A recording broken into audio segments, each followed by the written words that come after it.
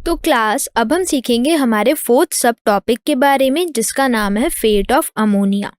तो इसमें हम बात कर रहे हैं एक पर्टिकुलर फिजियोलॉजिकल पीएच की, एक ऐसी पीएच जिसमें सबसे पहले अमोनिया जो है उसमें प्रोटॉन H+ आयन ऐड किया जाता है और उसमें कन्वर्ट कर दिया जाता है अमोनियम आयन यानी NH4+ में। इसके बाद जैसा कि हम जानते हैं कि जो नाइट्रोजन है वो प्लांट्स एब्जॉर्ब करते हैं अमोनियम आयन की फॉर्म में भी और नाइट्रेट आयन की फॉर्म में भी।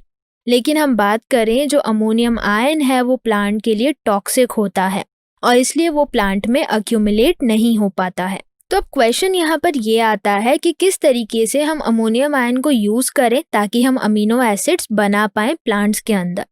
तो इसके लिए हम दो मेथड्स को फॉलो करते हैं, यानी जो अमोनिया का फेट है वो दो तरीके से डिसाइड होता है। या तो हम बात करते हैं रिडक्टिव एमिनेशन की या हम बात करते हैं ट्रांस एमिनेशन की। तो सबसे पहले हम बात करेंगे रिडक्टिव एमिनेशन के बारे में। तो रिडक्टिव एमिनेशन की अगर हम बात करें तो इसमें जो अल्फा कीटोग्लूटारिक एसिड है उसके साथ अमोनियम आयन बाइंड होता है और अल्टीमेटली वो कन्वर्ट हो जाता है ग्लूटामिक एसिड में। तो अगर हम बात करें कि किस तरीके से इसमें रिडक्टिव एमिनेशन हो रहा है, तो सबसे पहले जो अल्फा कीटोग्लूटारिक एसिड है उसके साथ कंबाइन होता है अमोनियम आयन और एक असिमिलेटरी पावर भी यूज की जाती है जो होती है NADPH। और यहाँ पर एक एंजाइम भी हेल्प करता है जिसका नाम है ग्लूटामेट डिहाइड्रोजिनेज। और फाइनली ये मदद करता है ग्लूटामेट बनाने में। इसके साथ साथ वाटर और जो NADPH है वो कन्वर्ट हो जाता है NADP में।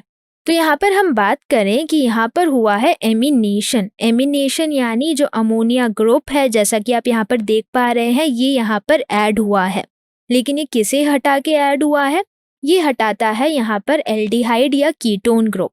तो जो भी कार्बोनाइल ग्रुप होता है जैसे कि C डबल बॉन्ड हो या CHO उसे रिप्लेस किया जाता है और कन्वर्ट किया जाता है एक अमीनो एसिड में, जैसा कि आप यहाँ पर देख पा रहे हैं कि किस तरीके से हमने अल्फा कीटोग्लूटारिक एसिड से ग्लूटामेट अमीनो एसिड बना लिया है और इसे हम बोलते हैं रिडक्टिव एमिनेशन। इसके बाद अगर हम सीखें दूसरे फेट की कि किस तरीके से अमोनिया कन्वर्ट किया जा रहा है अमीनो एसिड में, तो दूसरा फेट होता है ट्रांस एमिनेशन। इसमें जैसा कि आप देख पा रहे हैं यहाँ पर आपको एक कीटो एसिड दिखाया गया है और एक अमीनो एसिड दिखाया गया है।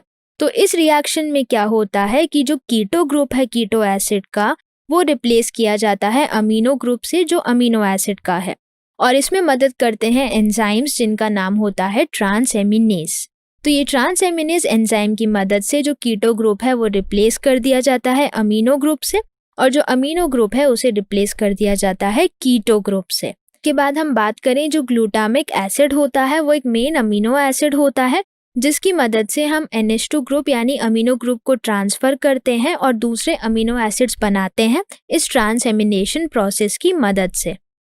इसके बाद हम बात कर रहे हैं दो इम्पॉर्टेंट अमाइड्स की, एस्पैराजीन और ग्लूटामीन।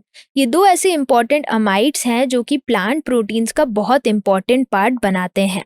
तो जैसा कि आप यहाँ देख पा रहे हैं यहाँ पर प्लांट प्रोटीन दिखाया गया है जिसका स्ट्रक्चर आप देखें तो इसमें अलग अलग अमीनो एसिड नजर आते हैं। और अगर हम एक सिंपल अमीनो एसिड का स्ट्रक्चर देखें तो इसका जो NH2 ग्रुप होता है ये NH2 ग्रुप हमारा ये दो अमाइड्स बनाने में मदद करते हैं। तो ये एस्पैराजीन और ग्लूटामीन दो ऐसे इम्पॉर्टेंट अमाइड्स हैं जो कि स्ट्रक्चरल पार्ट बनाते हैं प्रोटीन्स का जो प्लांट्स के अंदर प्रेजेंट होता है। जो एस्पार्टिक एसिड है उसका जो हाइड्रोक्सिल यानी OH ग्रुप है वो रिप्लेस कर दिया जाता है NH2 यानी अमीनो ग्रुप के साथ और उसे कन्वर्ट कर दिया जाता है एस्पैराजीन में। सिमिलरली जो हमारा ग्लूटामिक एसिड है उसका भी जो हाइड्रोक्सिल या OH ग्रुप है उसे रिप्लेस कर दिया जाता है NH2 ग्रुप के साथ और उसे बना दिया जाता है ग्लूटामिन में।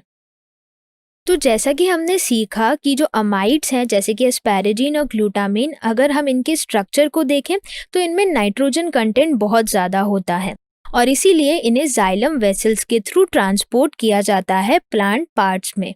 इसके बाद अगर हम बात करें कि बहुत सारे प्लांट्स ऐसे होते हैं जैसे कि सोयाबीन जो एक लेग्यूमिनस प्लांट है, ये नाइट्रोजन को एक्सपोर्ट करता है इन द फॉर्म ऑफ यूरिट्स।